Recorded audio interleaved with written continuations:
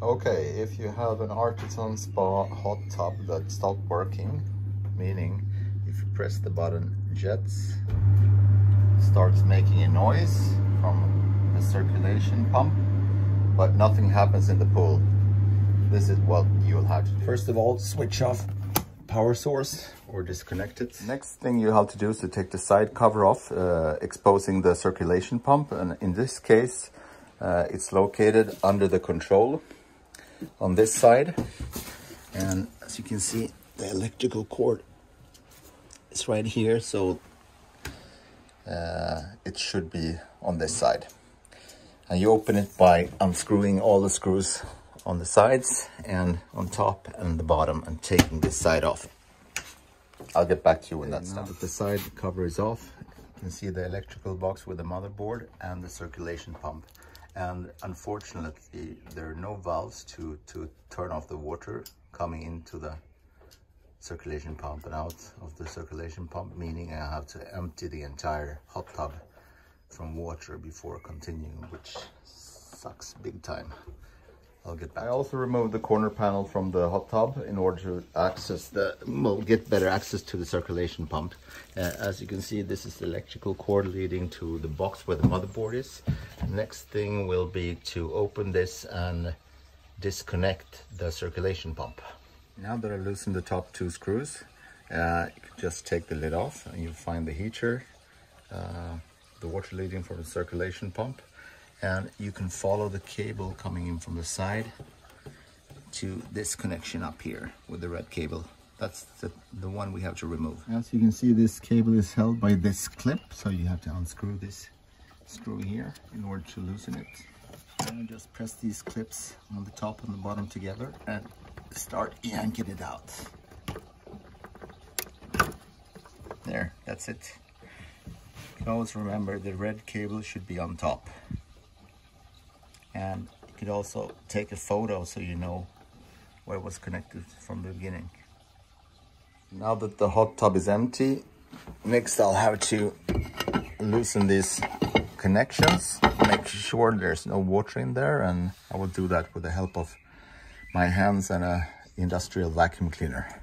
Everything is loose, and what I have to do now is unscrew these bolts and take the motor out, so I can handle this thing a little bit easier. The circulation pump is loose, and you have the ground connected here. I cannot reach it. I think use a flathead screwdriver and unscrew that. Easier said than done.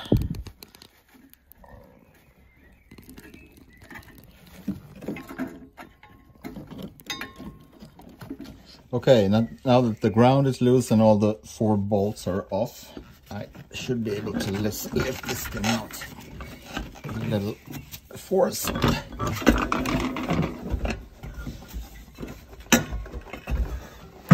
There. It's a Balboa water group pump. There could be several errors on this thing. Either the motor is finished, but I don't think so, as there were some nice sounds coming from it when I had it attached before.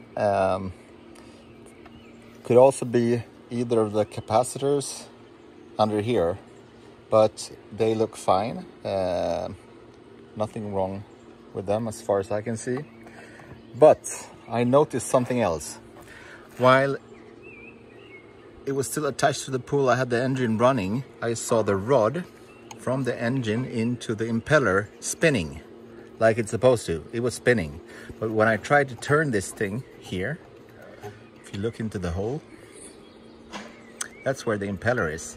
Nothing happened. So if we're lucky, this could be the actual error. Because if the impeller doesn't turn, there won't be any pressure in the pool. So I'll open this by unscrewing these 8 bolts around, and we'll see what's happening in there. Okay, 1, 2, 3, 4, 5 screws. Not 8 as I told you before. Try to lift this off. Okay, it's loose. So this is the impeller. and it seems like this thing is completely loose. It's come off. The plastic is broken. So this is the reason. So what I have to do now is get another impeller and fit it in here, I guess. Well, the rest of the impeller is still stuck in there, and I've managed to get it loose, but it was a bit tricky. This part, actually, this is a spring and the rubber seal to keep this from leaking, but screwed counterclockwise out from this thing. It looks like that.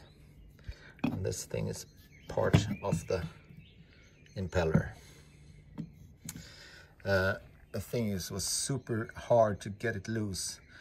You have to twist it counterclockwise while sticking a flathead screwdriver into this hole and holding it. And it was very tough to get it loose because this part, this thing with the threaded thing, was completely rusty. So if you have trouble getting it loose, I would suggest you loosen these 4 screws, take the lid off, and use a polygrip plier or an adjustable plier to hold the fan inside here. You'll see the thing. You see the flat screw head thing. It's sticking out, so you can hold it with a polygrip plier or adjustable plier, and do the same thing on this side. Just twist it off. That'll be fine. Okay, I'm back. I quickly realized that there's a major shortage of spare parts for hot tubs due to the pandemic. I heard there's like a 7-month ordering time for new pumps, but I managed to get the hold of an old impeller that's intact, and it's always good to reuse stuff that's not broken, and it looks exactly the same as the old one, so it should be fine. A little bit higher, but I think it's fine. Before screwing the impeller back in its place, I've actually put some silicone-based sealing compound around the rubber sealing here to avoid any leaks. And after I've done that, I just have to screw it back in there. You can see there's some damage here as well to the plastic. Hopefully that's not a big issue. We will see.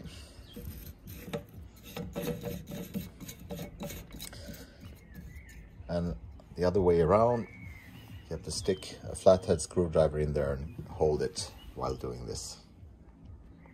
Okay, the next step will be reattaching this pump lid. First, I have to put some silicone seal around this edge to avoid any leakage.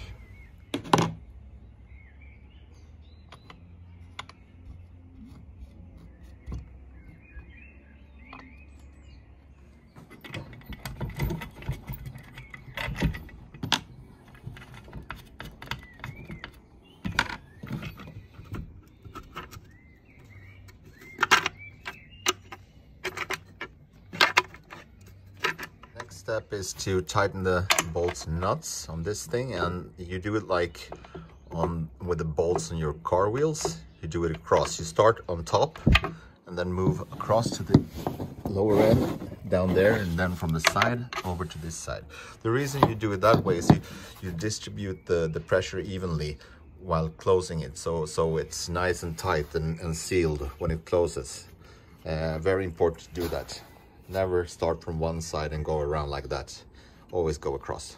Now that it's back in one piece, I'm going to check this. I'm going to stick the screwdriver, flathead screwdriver in here and start spinning it. As you can see the end of the impeller start spinning there. And big difference in here is that the impeller is moving in there without any obstructions. So I think we're good to go. Putting it back into the hot tub. 2 quick things before I put it back. I'm going to put some silicone-based sealing compound on here and here in order to avoid any leakage. And also, well, we can see this more clearly. You have a little valve here you can twist to open. That's the air valve. I mean, if you want to bleed the pump from air bubbles, you can use these, and also unscrew this part of the pipe very carefully, and you'll hear hissing noise from air coming out. If you have air bubbles in the system, it won't work properly. So that's how you do it.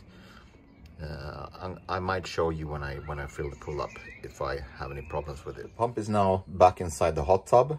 I reattached these two things as hard as I could.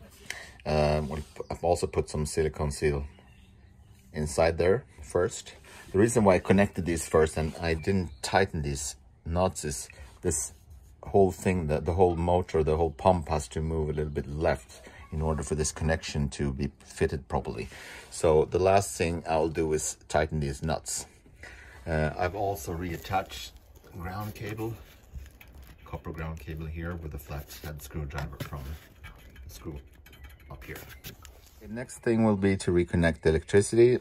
The power is still off, but I'm going to connect this cable back in place.